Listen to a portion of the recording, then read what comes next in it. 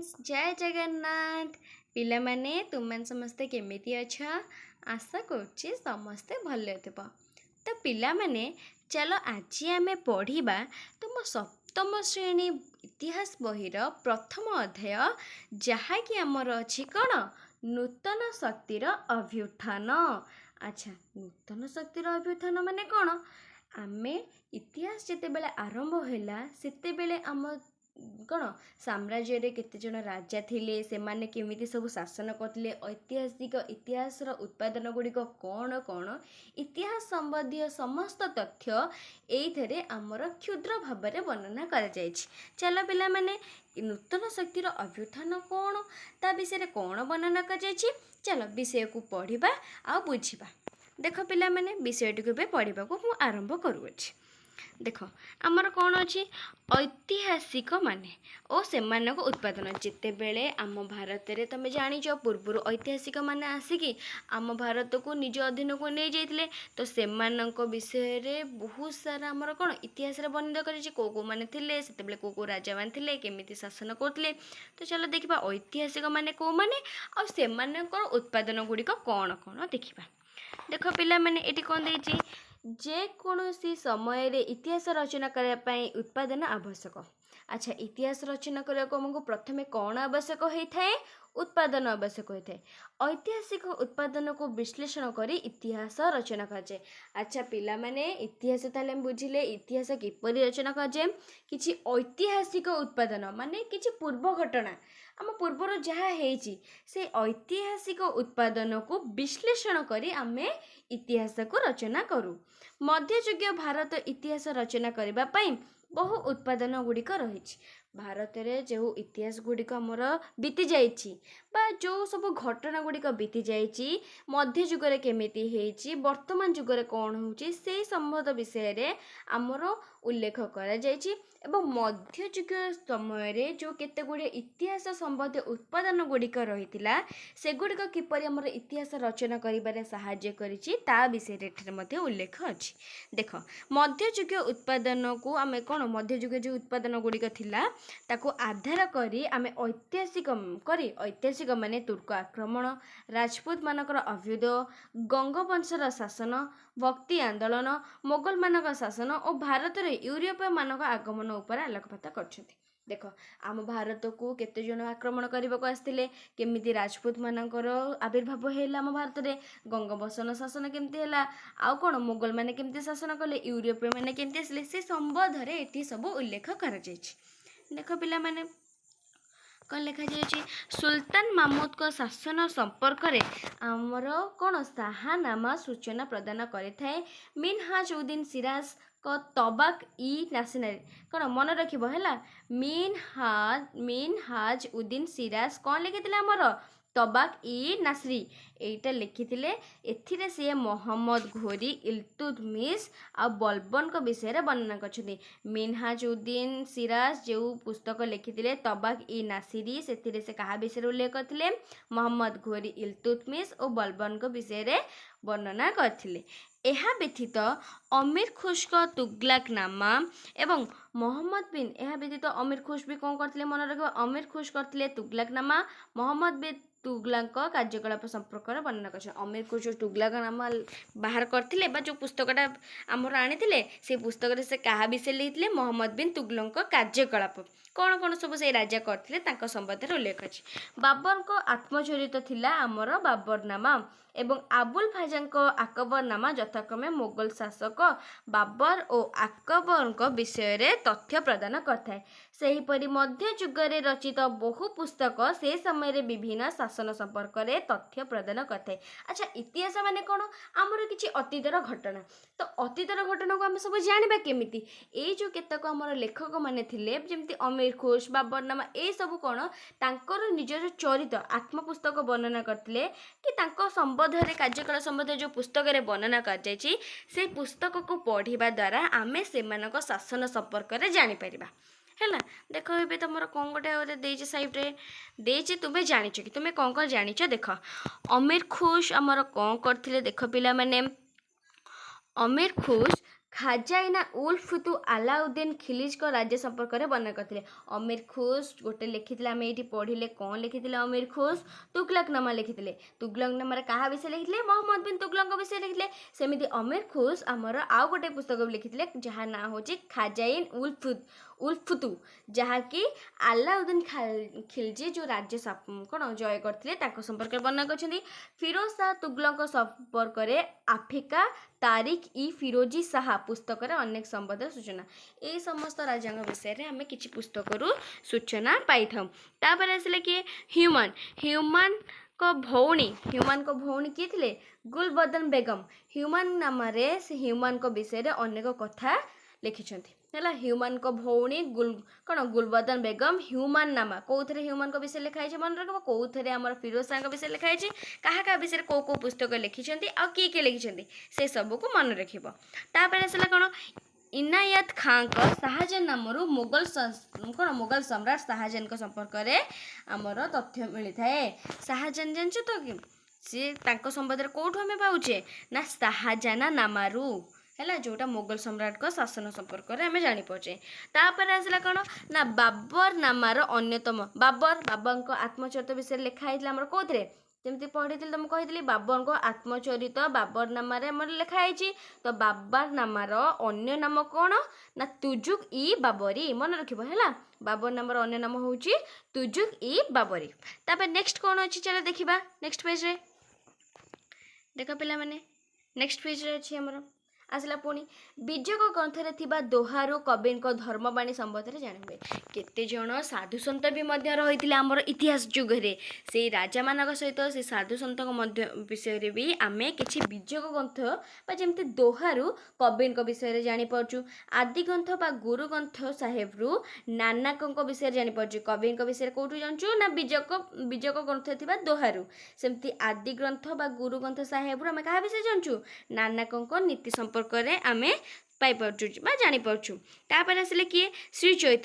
ଶ୍ରୀ ଚୈତନ୍ୟଙ୍କ ବାଣୀ ଶ୍ରୀ ଚୈତନ୍ୟ ଚରିତାମୃତ ନାମକ ପୁସ୍ତକରୁ ଜାଣି ହୋଇଥାଏ। କୃଷ୍ଣଦେବ ରାୟଙ୍କ ଆମୁକ୍ତ ମାଲବ୍ୟ ପୁସ୍ତକରୁ ବିଜୟନଗର ରାଜ୍ୟ ଏବଂ ଏହାର ଶାସନ ବିଷୟରେ ଆମେ ଜାଣିପାରୁଛେ ହେଲା। ମନେ ରଖିବ କୃଷ୍ଣଦେବ ରାୟ ଯେଉଁ ଲେଖିଥିଲେ ଆମର ଆମୁକ୍ତ ମାଲବ୍ୟ, ସେଇ ପୁସ୍ତକରେ ବିଜୟନଗର ସମ୍ବନ୍ଧରେ ଜାଣିହୁଏ। କେତେ ଜଣ ସାଧୁସନ୍ଥ ବି ମଧ୍ୟ ରହିଥିଲେ ଆମର ଇତିହାସ ଯୁଗରେ। ସେଇ ରାଜାମାନଙ୍କ ସହିତ ସେ ସାଧୁସନ୍ଥଙ୍କ ମଧ୍ୟ ବିଷୟରେ ବି ଆମେ କିଛି ବିଜୟ ଗ୍ରନ୍ଥ ବା ଯେମିତି ଦୋହାରୁ କବିଙ୍କ ବିଷୟରେ ଜାଣିପାରୁଛୁ। ଆଦି ଗ୍ରନ୍ଥ ବା ଗୁରୁ ଗ୍ରନ୍ଥ ସାହେବରୁ ନାନକଙ୍କ ବିଷୟରେ ଜାଣିପାରୁଛୁ। କବିଙ୍କ ବିଷୟରେ କେଉଁଠୁ ଜାଣିଛୁ ନା ବିଜୟ ଗ୍ରନ୍ଥରେ ଥିବା ଦୋହାରୁ। ସେମିତି ଆଦି ଗ୍ରନ୍ଥ ବା ଗୁରୁ ଗ୍ରନ୍ଥ ସାହେବରୁ ଆମେ କାହା ବିଷୟରେ ଜାଣିଛୁ? ନାନକଙ୍କ ନୀତି ସମ୍ପର୍କରେ ଆମେ ପାଇପାରୁଛୁ ବା ଜାଣିପାରୁଛୁ। ତାପରେ ଆସିଲେ କିଏ? ଶ୍ରୀ ଚୈତନ୍ୟଙ୍କ ବାଣୀ ଶ୍ରୀ ଚୈତନ୍ୟ ଚରିତାମୃତ ନାମକ ପୁସ୍ତକରୁ ଜାଣି ହୋଇଥାଏ। କୃଷ୍ଣଦେବ ରାୟଙ୍କ ଆମୁକ୍ତ ମାଲବ୍ୟ ପୁସ୍ତକରୁ ବିଜୟନଗର ରାଜ୍ୟ ଏବଂ ଏହାର ଶାସନ ବିଷୟରେ ଆମେ ଜାଣିପାରୁଛେ ହେଲା। ମନେ ରଖିବ କୃଷ୍ଣଦେବ ରାୟ ଯେଉଁ ଲେଖିଥିଲେ ଆମର ଆମୁକ୍ତ ମାଲବ୍ୟ, ସେଇ ପୁସ୍ତକରେ ବିଜୟନଗରରେ ସେ କିପରି ରାଜ୍ୟ ଶାସନ କରିଥିଲେ, ତାଙ୍କ ରାଜ୍ୟ କିପରି ଥିଲା, ରାଜ୍ୟ ବିଷୟରେ ଆମେ ଜାଣିପାରୁଛେ। ଆଚ୍ଛା ପିଲାମାନେ ଏବେ ବୁଝିବ ଯେଉଁ କବିଙ୍କ ବିଷୟରେ ଲେଖାଯାଇଛି ଦୋହା, ସେ ଦୋହା ମାନେ କ'ଣ? ଦେଖ ପିଲାମାନେ, ଦୋହା ଏହା 2 ଧାଡ଼ିର ରଚିତ ପଦ। ପ୍ରତ୍ୟେକ ଦୋହାରେ କେବଳ ଗୋଟିଏ ଭାବ ହିଁ ପ୍ରକାଶ ପାଇଥାଏ ହେଲା। ତାପରେ କ'ଣ ଅଛି ଦେଖ, ଗୋଆରେ ଥିବା ସେଣ୍ଟ ଜାଭିୟର ଚର୍ଚ୍ଚ ନଥିରୁ ଭାରତରେ ପର୍ତ୍ତୁଗୀଜମାନଙ୍କ କାର୍ଯ୍ୟକଳାପ ସମ୍ପର୍କରେ ସୂଚନା ମିଳିଥାଏ। କଲିକତାରେ ଥିବା ଦୁର୍ଗ ପୋର୍ଟ ୱିଲିୟମ ନଥିରୁ ଭାରତରେ ଇଂରେଜମାନଙ୍କ ପ୍ରାଥମିକ କାର୍ଯ୍ୟକଳାପ ସମ୍ପର୍କରେ ଜାଣି ହୁଏ। ଭାରତକୁ ଯେଉଁ ଇଂରେଜମାନେ ଆସିଥିଲେ ସେମାନେ ପ୍ରଥମେ କ'ଣ ସବୁ ଭାରତରେ କେଉଁ କାର୍ଯ୍ୟ କରିଥିଲେ ସେ ସମ୍ବନ୍ଧରେ ଆମେ କଲିକତାରେ ଥିବା ଦୁର୍ଗ ଫୋର୍ଟ ୱିଲିୟମ ନଥିରୁ ଜାଣିପାରୁଛେ। ବୁଝିଲ? ତୁମେ ଜାଣିଛ କି କ'ଣ ଦେଇଛି ଦେଖ, ତୁମେ ଜାଣିଛ କି ଅଭିଲେଖ ହେଉଛି କ'ଣ ନା ଅଭିଲେଖ ଜଣେ ଶାସକଙ୍କ ସମ୍ପର୍କରେ ଧାରଣା ଦେଇଥାଏ। ଏହାର ପ୍ରସ୍ତର ତାମ୍ରପଟ୍ଟା ଏବଂ ମୁଦ୍ରାରେ ବିଭିନ୍ନ ଲିପିରେ ଖୋଦିତ ହୋଇଥାଏ। ଓଡ଼ିଶାର ସୌମ୍ୟବଂଶୀ ଏବଂ ଗଙ୍ଗବଂଶୀୟମାନଙ୍କ ଇତିହାସ ଜାଣିବା ପାଇଁ ଏହି ରାଜାମାନେ ଛାଡ଼ି ଯାଇଥିବା ଅଭିଲେଖ ସହାୟକ ହୁଏ। ଦେଖ କେତେ ଗୁଡ଼ିଏ ଏବେ ବର୍ତ୍ତମାନ ତମେ ଯୁଗ ଦେଖୁଥିବ, ଧଉଳି ହଉ କି ଆମ ଖଣ୍ଡଗିରି ହଉ, ସବୁ କ'ଣ ହୁଏ, ପଥରରେ ଖୋଦିତ ହେଇକି ସେଇ ସବୁ ରାଜାମାନଙ୍କର କୀର୍ତ୍ତି ସମ୍ବନ୍ଧରେ ଉଲ୍ଲେଖ କରାଯାଇଥାଏ। ତାହେଲେ ଓଡ଼ିଶା ଯେଉଁ ସୋମବଂଶୀ ଆଉ ଗଙ୍ଗବଂଶୀ ବିଷୟରେ ଇତିହାସ ଅଛି ବା ସେଇ ରାଜବଂଶ କିପରି ଶାସନ କରୁଥିଲେ ତାକୁ ଆମେ କେଉଁଠୁ ଜାଣିପାରୁଛେ ନା ରାଜବଂଶର ଲୋକମାନେ ଯେଉଁ ଛାଡ଼ି ଯାଇଥିଲେ ଆମର ଅଭିଲେଖ ଗୁଡ଼ିକ ତା ସହିତ ଜାଣିପାରୁଛେ। ଦକ୍ଷିଣ ଭାରତ ରାଜତ୍ୱ କରୁଥିବା ଚୋଳ ଓ ପାଣ୍ଡ୍ୟ ଯାଦବ ବଂଶରେ ଆମର ଦେଖ ଦକ୍ଷିଣ ଭାରତରେ ରାଜତ୍ୱ କରୁଥିବା ଚୋଳ ପାଣ୍ଡ୍ୟ ଯାଦବ ବଂଶ ଆଦି ରାଜବଂଶର ଇତିହାସ ଜାଣିବା ପାଇଁ ମଧ୍ୟ ସେହି ବଂଶ ରାଜାମାନଙ୍କ ଦ୍ୱାରା ଖୋଦିତ ହୋଇଥିବା ଅଭିଲେଖରୁ ଜଣାଯାଏ। ଏହି ଅଭିଲେଖ ଗୁଡ଼ିକ ରାଜାମାନଙ୍କ ରାଜ୍ୟଜୟ, ଶାସନ ପ୍ରଣାଳୀ, ଭୂମିଦାନ ଆଦି ବିଷୟରେ ସମ୍ପର୍କ କରାଯାଏ। ସେତେବେଳେ ଆମର ଅଭିଲେଖ ଗୁଡ଼ିକ ରହିଥିଲା। ଅଭିଲେଖ ମାନେ ଯେଉଁ ତାଳପତ୍ରରେ ଲେଖନ୍ତି, ନହେଲେ ପଥରରେ ଖୋଦିତ କରିକି ଲେଖନ୍ତି, ଏଇସବୁ ଥିବା ଯୋଗୁଁ ହିଁ ଆମେ ବର୍ତ୍ତମାନ ଯୁଗରେ ଯେଉଁ ଚୋଳ ବଂଶ, ପାଣ୍ଡ୍ୟ ବଂଶ, ଯାଦବ ବଂଶ, ଯେଉଁ ବି ବଂଶ ଆମ ଭାରତକୁ ଆସିଥିଲେ ବା ଓଡ଼ିଶାକୁ ଆସିଥିଲେ, ସେମାନେ କିପରି କିପରି ଆମ ରାଜ୍ୟକୁ ସବୁ ଶାସନ କରୁଥିଲେ, ଆଉ ରାଜ୍ୟରେ ସେମାନଙ୍କର କାର୍ଯ୍ୟ କ'ଣ କ'ଣ ଥିଲା ଏବଂ ସେ କିପରି ରାଜ୍ୟ ଜୟ କଲେ, ଶାସନ ପ୍ରଣାଳୀ କ'ଣ ଥିଲା, ଭୂମିଦାନ, ସବୁ ବିଷୟରେ ଆମେ ଅଭିଲେଖ ମାଧ୍ୟମରେ ହିଁ ଜାଣିପାରୁଛେ। ତାପରେ କ'ଣ ଅଛି ଯିବା ଦେଖିବା ନେକ୍ସଟ। ଦେଖ କ'ଣ ଅଛି ଦେଖ ପିଲାମାନେ, ମଧ୍ୟଯୁଗରେ ଛାପାଖାନା ନଥିଲା। ସେତେବେଳେ ଆମର ସବୁ ଛାପାଖାନା ନଥିଲା, ତେଣୁ ପାଣ୍ଡୁଲିପି ଗୁଡ଼ିକ ମୁଦ୍ରିତ ହୋଇପାରୁନଥିଲା। ସେଥିପାଇଁ ପାଣ୍ଡୁଲିପି ଗୁଡ଼ିକ ଆମର କ'ଣ ମୁଦ୍ରିତ ହୋଇପାରୁନଥିଲା। ବୁଝିଲ କି ନାହିଁ ପିଲାମାନେ? ଜଣେ ଲେଖକଙ୍କ ପାଣ୍ଡୁଲିପି ଦେଖି ତାକୁ ଅନ୍ୟ ଜଣେ ଲେଖୁଥିଲେ। ସେତେବେଳେ ଯେହେତୁ ଛାପାଖାନା ନଥିଲା, ଏବେ କ'ଣ, ଏବେ ତମେ କିଛି ଗୋଟେ ଜେରକ୍ସ କରିବାକୁ ଚାହୁଁଛ କି ଜଣେ ଆଉ ଗୋଟେ ବା ଡୁପ୍ଲିକେଟ୍ ଲେଖିବାକୁ ଚାହୁଁଛ, ତାହେଲେ କ'ଣ କରୁଛ, ସାଙ୍ଗେ ସାଙ୍ଗେ ଯାଉଛ ଜେରକ୍ସ ଦୋକାନକୁ, ସ୍କାନିଂ କରିଦେଉଛ, ଜେରକ୍ସ କରିଦେଉଛ, ସାଙ୍ଗେ ସାଙ୍ଗେ ତମର ଡୁପ୍ଲିକେଟ୍ ବାହାରିଯାଉଛି।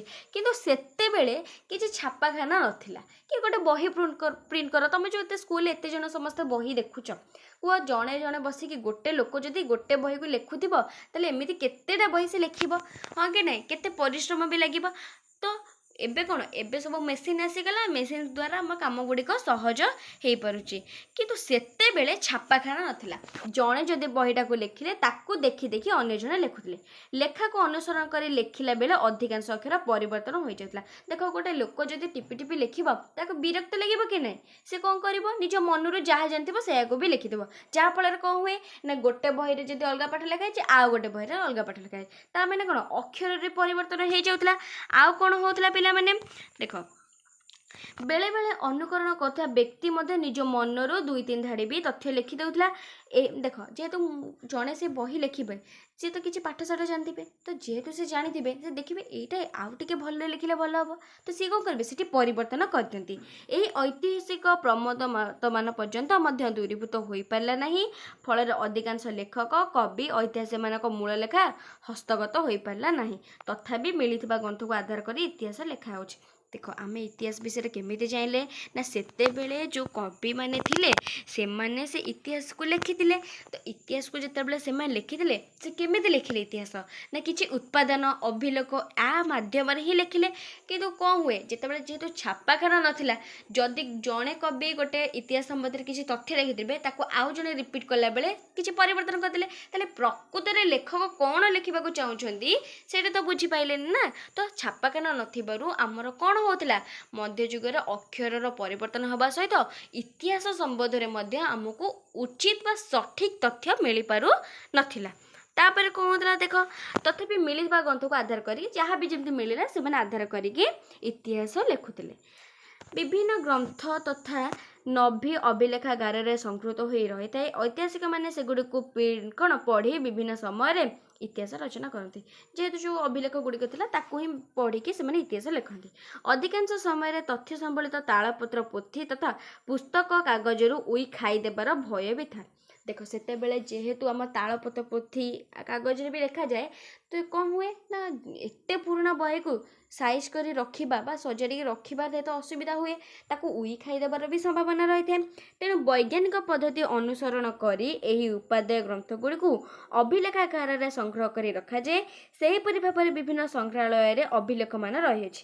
ଏଗୁଡ଼ିକୁ ପଢ଼ି ଐତିହାସିକମାନେ ଇତିହାସ ରଚନା କରିବାକୁ ଅଭିଲେଖକୁ କ'ଣ କରାଯାଏ, ଲାଇବ୍ରେରୀ ଯେମିତି ଥାଏ ସବୁ ସ୍କୁଲ ମାନଙ୍କରେ, ତ ଲାଇବ୍ରେରୀ ଭଳି ସଂଗ୍ରହାଳୟରେ ସେଇ ଅଭିଲେଖ ଗୁଡ଼ିକୁ ସଜାଡ଼ିକି ରଖାଯାଇଛି, ଯେଉଁଠି ଯାହାଫଳରେ ସେଇ ଅଭିଲେଖ ଗୁଡ଼ିକୁ ଅନୁସରଣ କରି ହିଁ ଆମ ଲେଖକମାନେ ଇତିହାସ ରଚନା କରିବାରେ ସକ୍ଷମ ହୋଇପାରୁଛନ୍ତି।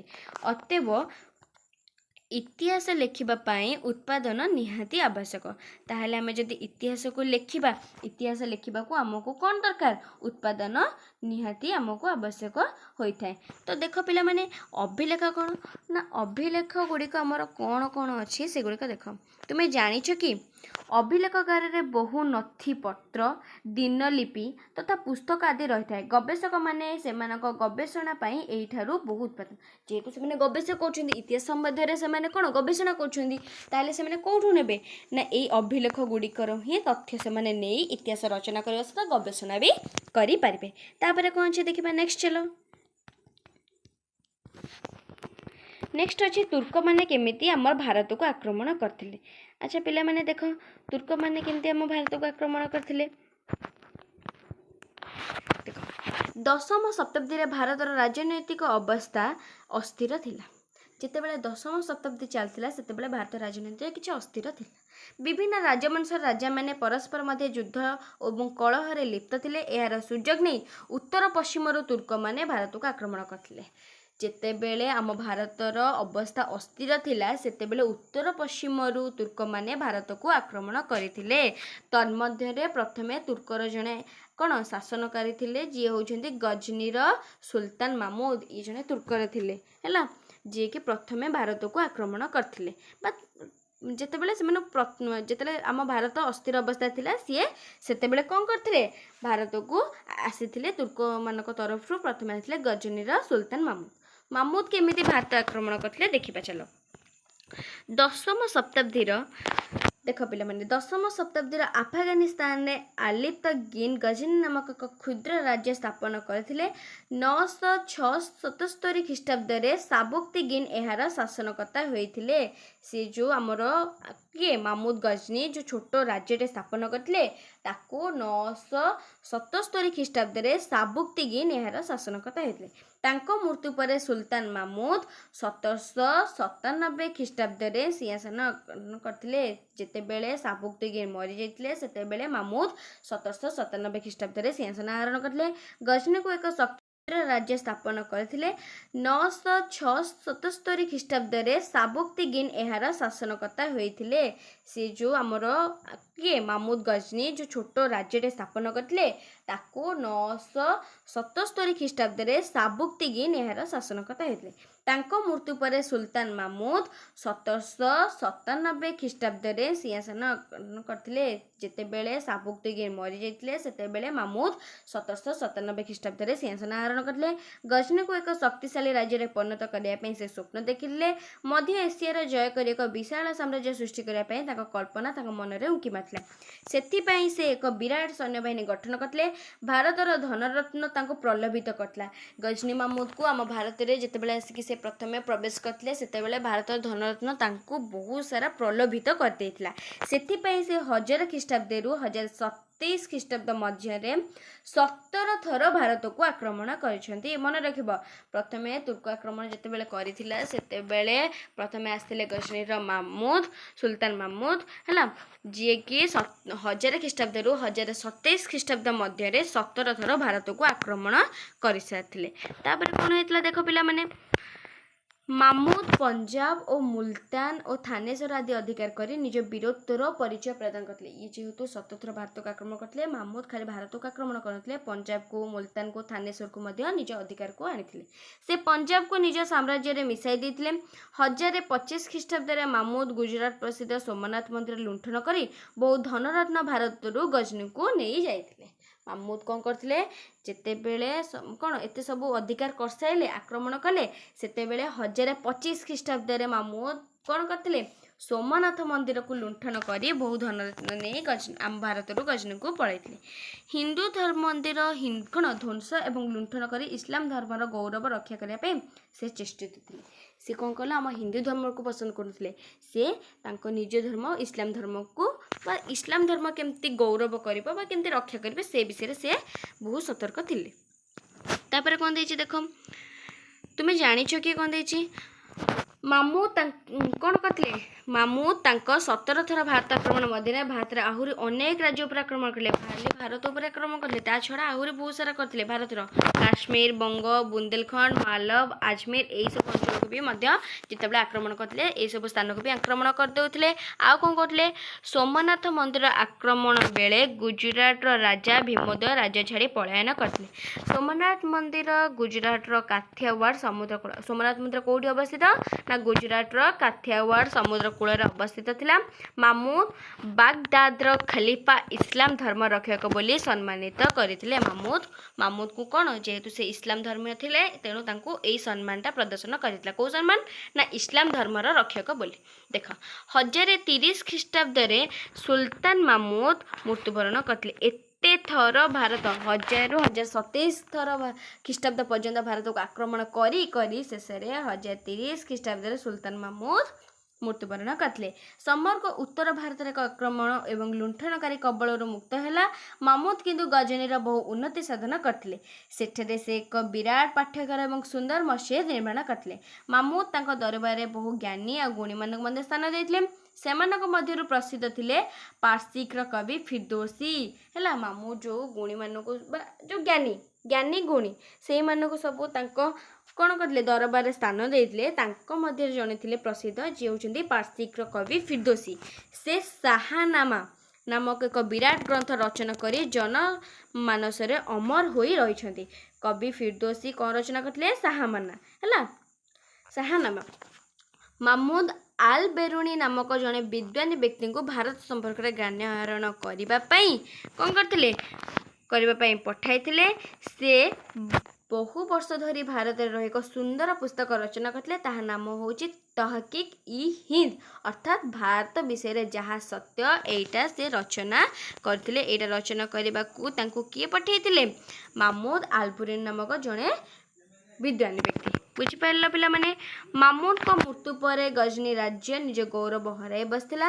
उत्तराधिकारी माने दुर्बल हो पड़े गजनी राज्यर पतन है। जेहेतु मामूद ही मरीगले तेणु राज्य भी पतन हो गला। यापर अफगानिस्तान घोर नामक एक अन्य एक राज्य प्रतिष्ठा होता। यार शासक थे मोहम्मद घोरी मध्य भारत आक्रमण करते। मामूद गजनी पर भारत को आक्रमण करने को आसते किए मोहम्मद घोरी। तापर एबे देखिबा हमें मोहम्मद घोरी किपरि भारत को आक्रमण करथिले। तो पिला माने मोहम्मद घोरी किपरि भारत को आक्रमण करथिले एटा हमें नेक्स्ट क्लास रे पढ़िबा। आज जहाँ भी पढ़िले ताकू समस्ते बुझी पाइल भल भाबरे। जदि पिला माने तमर किछि डाउट रहउची ताहाले मते कमेंट सेक्शन रे पचारि पारिबो। तो पिला माने जदि तुमको वीडियो भल लगी तो वीडियो को तुम लाइक करदेव। आउ जदि आम चैनल तुम मैंने पिले नुआ थी आम चैनल को सब्सक्राइब करके बेल नोटिफिकेशन को ऑन करदेव जहाँफल आम जहाँ भी पढ़ेबू सबकि नोटिफिकेशन तुम पाखे पहुँची। तो रोचे पिला माने जय जगन्नाथ।